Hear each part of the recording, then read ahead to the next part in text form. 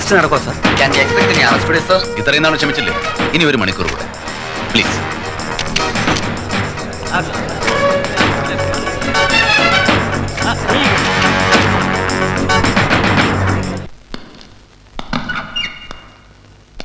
Your Honor, respected Home Minister, ladies and gentlemen, CM Madhavan മരിക്കാനിടയായ സ്ഫോടന കേസിന്റെ അന്വേഷണം അതിന്റെ പരിസമാപ്തിയിൽ എത്തി നിൽക്കുകയാണ്. SIT ഇതുവരെ അന്വേഷണം നടത്തിയിട്ടുള്ള കേസുകളിൽ ഇത്രയും തീവ്രമായ അഗ്നിപരീക്ഷണം നേരിടേണ്ടി വന്ന ഒരു കേസ് ഉണ്ടായിട്ടില്ല. അനവധി പേരെ ചോദ്യം ചെയ്തു, നൂറുകണക്കിന് രേഖകൾ പരിശോധിച്ചു.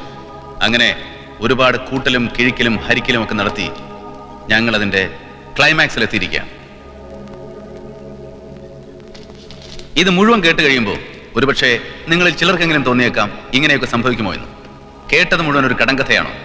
But sometimes truth is stranger than fiction. ചിലപ്പോ കെട്ടുകഥയേക്കാൾ അസാധാരണമായിരിക്കും യാഥാർത്ഥ്യം. ഈ കേസിന്റെ സുപ്രധാന കണ്ണിയായ കില്ലർ ബോസ് കൊല്ലപ്പെട്ടതോടുകൂടി അന്വേഷണം തന്നെ ഉപേക്ഷിക്കേണ്ടി വരുമോ എന്ന ഘട്ടം എത്തിയപ്പോഴാണ് തീരെ നനച്ചിരിക്കാതെ ഒരു ടേണിംഗ് പോയിന്റ് ഈ കേസിനുണ്ടാവുന്നത്. നമ്മുടെ രാജ്യത്ത് പല സംസ്ഥാനങ്ങളിലും ഇതിനു മുമ്പ് നടന്ന സ്ഫോടനങ്ങളിൽ പല പ്രമുഖ നേതാക്കളും മരണമടഞ്ഞിട്ടുണ്ട്. അവരോടൊപ്പം തീരെ പ്രാധാന്യം കുറഞ്ഞ ചിലരും മരണപ്പെട്ടിട്ടുണ്ട്. പ്രമുഖനായ നേതാവ് വധിക്കപ്പെടുമ്പോൾ എല്ലാവരുടെയും ശ്രദ്ധ, ഫോക്കസ്, അറ്റൻഷൻ ആ നേതാവിനെ ചുറ്റിപ്പറ്റിയായിരിക്കും. സ്വാഭാവികമായും കൂടെ മരണമടഞ്ഞവരെ ഇഗ്നോർ ചെയ്യായിരിക്കും പതിവ്. അങ്ങനെ ഒരു സാഹചര്യത്തിൽ നേതാവിനോടൊപ്പം ഉണ്ടായിരുന്ന ഒരാളാണ് ഘാതകന്റെ ലക്ഷ്യമെങ്കിൽ എന്ത് സംഭവിക്കുമോ അത് തന്നെയാണ് ഇവിടെയും സംഭവിച്ചിരിക്കുന്നത്. ശത്രുവിന്റെ ലക്ഷ്യം മാധവനായിരുന്നില്ല, ഒപ്പം മരണമടഞ്ഞ മറ്റൊരാളായിരുന്നു. യെസ്, ഏത് ക്രൈം നടന്നാലും എത്ര ഫുൾ പ്രൂഫായി ആസൂത്രണം ചെയ്താലും അത് ചെയ്തവർ തന്നെ ഒരു അടയാളം, ഒരു കാൽപ്പാട് ശ്രദ്ധിക്കാതെ വിട്ടുപോകും. അത് അവർക്ക് തന്നെ പിന്നീട് വിനയായി തീരുകയും ചെയ്യും. അതൊരു അജ്ഞാത രഹസ്യമാണ്, ഒരുപക്ഷെ അദ്ദേഹത്തിന് മാത്രം അറിയാവുന്ന രഹസ്യം. അങ്ങനെ ഒരു അടയാളം, ഒരു തെളിവ് ഈ കേസിലും തേച്ചു മായ്ക്കപ്പെടാതെ കിടപ്പുണ്ട്. അതാണ് PRDയിൽ നിന്ന് കിട്ടിയിട്ടുള്ള ഈ ഫോട്ടോഗ്രാഫ്സ്.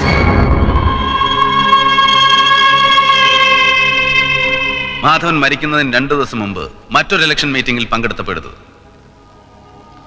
ഞാൻ സാറിനെ കണ്ടപ്പോൾ ഒരു റിഹേഴ്സലിനെ കുറിച്ച്, ഒരു ഡ്രൈ റണ്ണിനെ കുറിച്ച് സംശയം പ്രകടിപ്പിച്ചിരുന്നു. പക്ഷെ അന്ന് നടന്നത് ഡ്രൈ റണ്ണോ റിഹേഴ്സലോ ആയിരുന്നില്ല, മറിച്ച് അറ്റംപ്റ്റ് തന്നെയായിരുന്നു. സ്ഫോടന ദിവസം ഒരു വാണിംഗ് സാറിന് വന്നതായിട്ട് പറഞ്ഞിരുന്നല്ലോ, അതുപോലൊരു വാണിംഗ് അതിന് മുമ്പ് എപ്പോഴെങ്കിലും വന്നിരുന്നു? ഒരിക്കലും വന്നിട്ടില്ല. I am sure. ഒന്ന് കൺഫേം ചെയ്യാൻ വേണ്ടി ചോദിച്ചെന്നേ ഉള്ളൂ.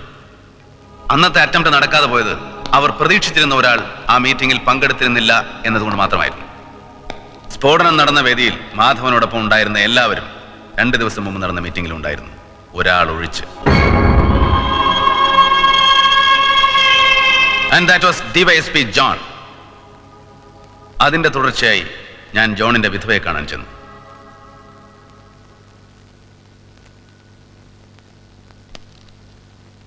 എന്നെ ഓർക്കുന്നുണ്ടാവും, പൊതുവാൾ ഹെഡ്ക്വാർട്ടേഴ്സ് വെച്ച് പരിചയപ്പെടുത്തിയിരുന്നു.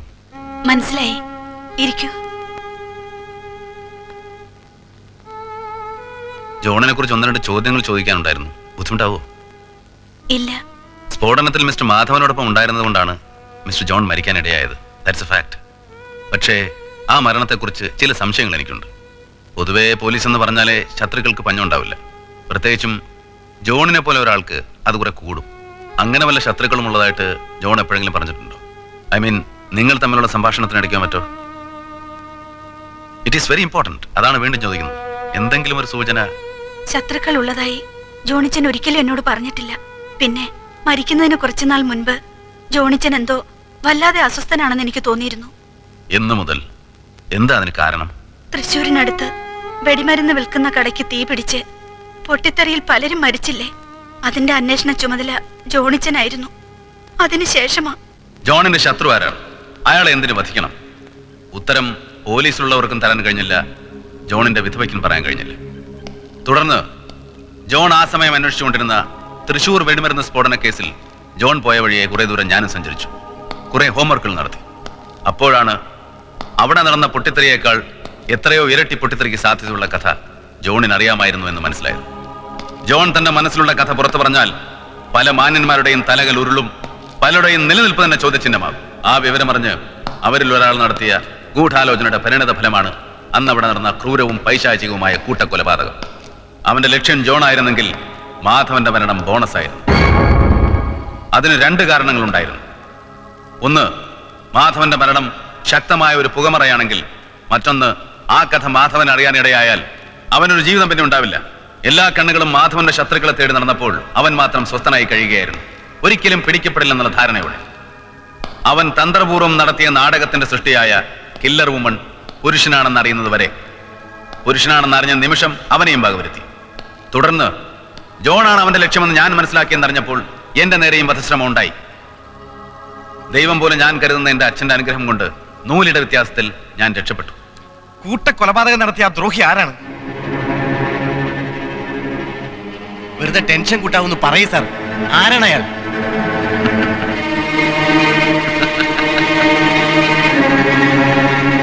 Bring him.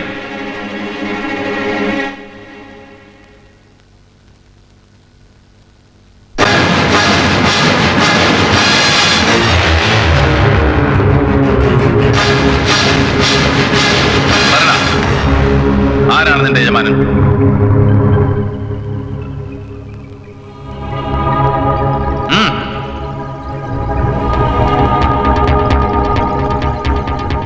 ഒന്നും ബാക്കി വെക്കാതെ മുഴുവൻ ഛർദ്ദിച്ചു കഴിഞ്ഞു തോമാച്ച. താൻ മനഃപാഠമായി കൊടുത്ത മന്ത്രങ്ങളെല്ലാം പൊട്ടിപ്പൊളിഞ്ഞു. പിടിക്കപ്പെട്ടാൽ ബോസിന്റെ സുഹൃത്താണെന്ന് പറയാൻ പറഞ്ഞിരുന്നില്ലേ? അതൊന്നും വിറ്റില്ല. ചോദിക്കേണ്ടതുപോലെ ചോദിച്ചപ്പോ തത്ത പറയുന്ന പോലെ അവനെല്ലാം പറഞ്ഞു കഴിഞ്ഞു. ഇനി പറ, DYSP ജോണിന് പറയാനുള്ള കഥ എന്തായിരുന്നു? പറയാൻ തന്റെ നാവ് പൊന്തുന്നില്ലെങ്കിൽ ആ കർമ്മവും ഞാൻ തന്നെ നിർവഹിക്കാം. എന്താ? ഒരല്പം കാലപ്പഴക്കമുണ്ട് ഈ കഥയ്ക്ക്. തോമാച്ചന്റെ അച്ഛനപ്പന്മാരായി തുടങ്ങി വെച്ച മാച്ച് ഫാക്ടറി, അതിനോടൊപ്പം ഉണ്ടായിരുന്ന എക്സ്പ്ലോസീവ് ഡീലിംഗ് ലൈസൻസ്, പാറ പൊട്ടിക്കാനും തീപ്പെട്ടി മരുന്നുണ്ടാക്കാനും കമ്പിത്തിരി മത്താപ്പുണ്ടാക്കാനും മാത്രമല്ല എക്സ്പ്ലോസീവ് ഉപയോഗിക്കുന്നതെന്ന് ഇയാൾക്ക് നന്നായിട്ടറിയാം. തന്റെ ലൈസൻസ് ദുർവിനിയോഗം ചെയ്ത് വെടിമരുന്ന് വ്യാപാരത്തിലൂടെ ലക്ഷങ്ങൾ സമ്പാദിച്ചു കൂട്ടി. പുരോഗമിക്കും തോറും ക്ലോറേറ്റിനും ഗന്ധകത്തിനും പുറമെ ജിലാറ്റിൻ സ്റ്റിക്കും RDXും ടൺ കണക്കിന് തോമാച്ചന്റെ കൈകളിലൂടെ മറിഞ്ഞു. അങ്ങനെ ആരും ശ്രദ്ധിക്കാത്ത ബിസിനസ്സായി എക്സ്പ്ലോസീവ് ബിസിനസ്. കൂട്ടത്തിൽ രാഷ്ട്രീയ കുപ്പായം കൂടെ ആയപ്പോ എല്ലാം സേഫ്.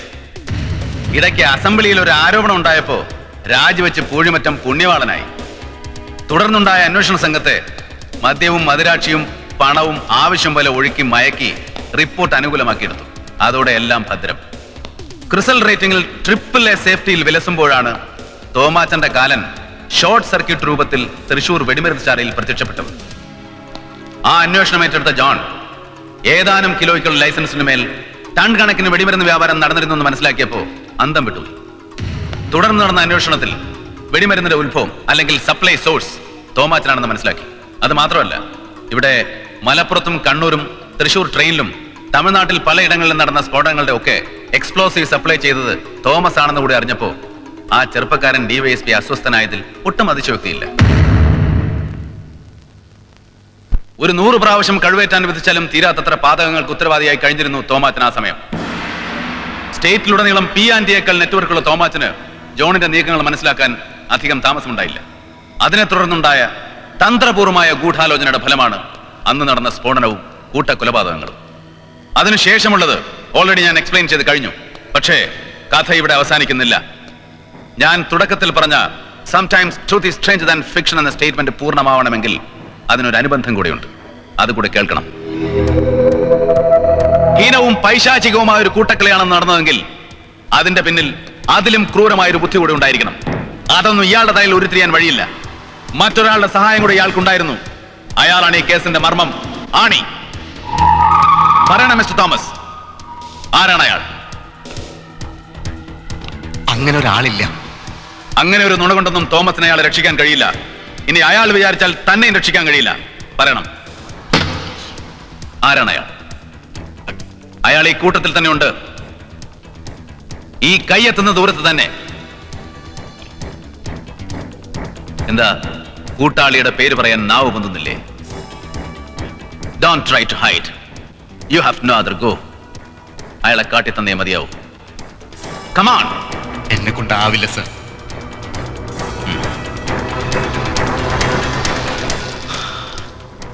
ആ പേര് പറഞ്ഞാൽ വിശ്വസിക്കാൻ ആരും ഒന്ന് പ്രയാസപ്പെടും. അത്രയ്ക്ക് ബഹുമാന്യനാണ്, ആദരണീയനാണ്, നീതിമാനാണ്, സത്യസന്ധനാണ്. In spite of all that, He is the worst criminal I have ever come across in my whole career. And that is you, Mr. Hari Prasad, Director General of Police. Shut you! What nonsense are you talking? നിങ്ങൾക്ക് ഭ്രാന്താണ്. ഭ്രാന്താർക്കാണെന്നൊക്കെ താമസിയാതെ മനസ്സിലാവും. But before that you have to answer my question. സ്ഫോടനത്തിന് മുമ്പ് warning call വന്നു എന്ന് പറഞ്ഞതും ജോണിനെ അലർട്ടാക്കിയതുമൊക്കെ നിങ്ങൾ മെനഞ്ഞെടുത്ത തന്ത്രത്തിന്റെ ഭാഗമായിരുന്നില്ലേ? എന്തിന്? ജോണിനെ മാധവനോടൊപ്പം വേദിയിൽ നിർത്താൻ. നിങ്ങളുടെ സമനിലയാകെ തെറ്റിയിരിക്കുകയാണ്. അന്ന് വന്ന ആ ടെലിഫോൺ വാണിംഗും ജോണിനെ അലർട്ടാക്കിയതും പരമാർത്ഥമാണ്, പച്ച പരമാർത്ഥം. മറിച്ച് തെളിയിക്കാമെങ്കിൽ തെളിയിക്കണം മിസ്റ്റർ. അല്ലാതെ അർത്ഥമില്ലാത്ത ചോദ്യങ്ങൾ ചോദിച്ച് മനുഷ്യനെ വിഡ്ഢിയാക്കരുത്. അതിനു മുമ്പ് എപ്പോഴെങ്കിലും അതുപോലൊരു വാണിംഗ് കോൾ വന്നിരുന്നുവോ? ഈ ചോദ്യമല്ലേ ആദ്യം ചോദിച്ചത്? അതിനുള്ള ഉത്തരം പറഞ്ഞു കഴിഞ്ഞു. പറഞ്ഞു കഴിഞ്ഞു. അതിനു മുമ്പ് ഒരിക്കലും അങ്ങനെ ഒരു വാണിംഗ് കോൾ വന്നിട്ടില്ല എന്ന്. അതെ. ഇതുപോലൊരു ഉത്തരം നിങ്ങളുടെ വായിൽ നിന്ന് തന്നെ എനിക്ക് കിട്ടണം. അതുകൊണ്ടാണ് തുടക്കത്തിലെ വെറുതെ ഒരു ചോദ്യം ചോദിച്ചു വിട്ടത്. For what purpose? പറയാം. ഇത് മരിച്ചുപോയ ജോണിന്റെ പേഴ്സണൽ ഡയറിയാണ്. പോലീസിലുള്ള ഒരു സുഹൃത്ത് വഴി ഞാൻ സമ്പാദിച്ചത്. സ്ഫോടനം നടന്നത് 16/9/97. അതിന് 2 ദിവസം മുമ്പ്, എന്ന് പറഞ്ഞാൽ 14/9/97. ഡയറിയിൽ ആ ദിവസം ജോൺ ചില കുറിപ്പുകൾ സ്വന്തം കൈപ്പടയിൽ എഴുതിയിട്ടുണ്ട്. സാർ അതൊന്ന് വായിക്കണം. ഹരിപ്രസാദ് സാറിന്റെ നിർദ്ദേശമനുസരിച്ച് ഉച്ചയ്ക്ക് ശേഷം CMന്റെ ഇലക്ഷൻ മീറ്റിംഗിന് സ്പെഷ്യൽ ഡ്യൂട്ടിക്ക് പോയി.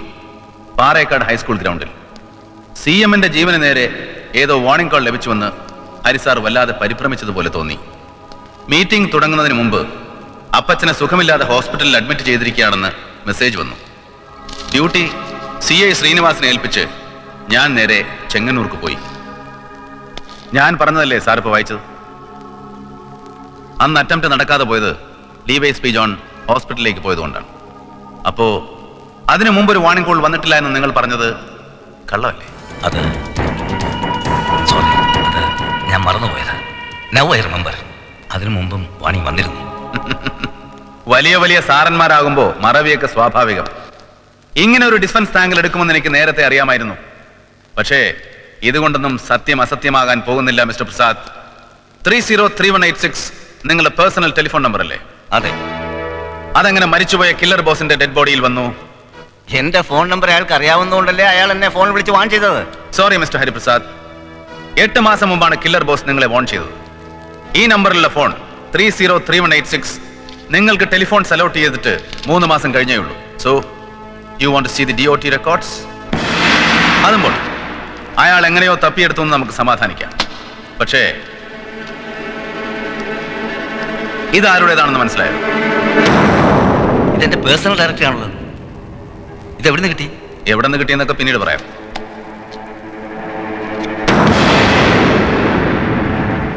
ഇതിലൊരു ബോസിന്റെ number വെട്ടിയിട്ടുണ്ട്.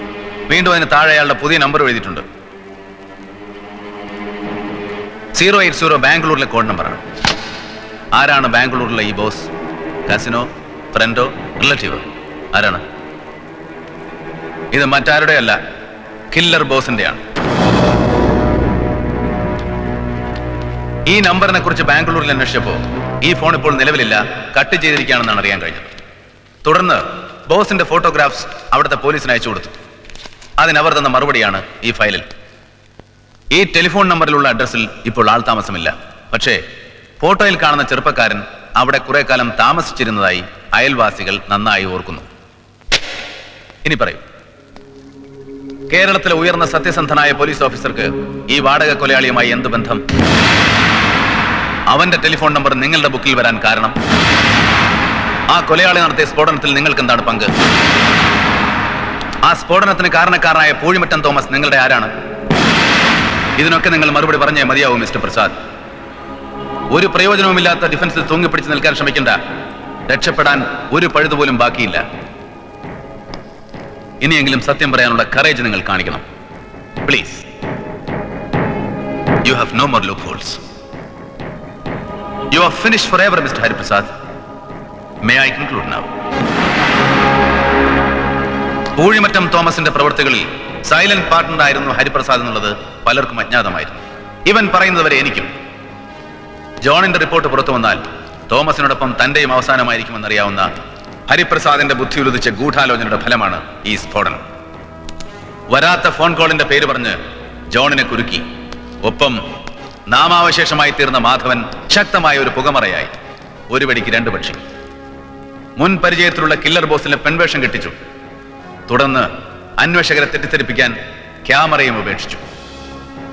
Very very intelligent were you mister Hariprasad, but you never ever realised the power of truth. ഏത് ഗർത്തത്തിൽ അതിനെ മൂടി ഒളിപ്പിച്ചാലും അത് പുറത്തു വരും, വന്നേ തീരൂ. That is a cosmic law. Your honour, വളരെ പ്രതീക്ഷയുടെ SIT ഏൽപ്പിച്ച ഈ അന്വേഷണം തികഞ്ഞ ആത്മാർത്ഥതയോടെ പൂർത്തിയാക്കാൻ കഴിഞ്ഞു എന്നുള്ള വിശ്വാസത്തോടെ I request your lordship to take its own action. Yes. അടുത്ത ജന്മമെങ്കിലും തൊലിക്ക് പുറത്തല്ല, ഉള്ളിൽ ഒരല്പം മനുഷ്യത്വമുള്ളവനായി ജനിക്കാൻ ജഗദീശ്വരനോട് പ്രാർത്ഥിക്കുക. Good luck.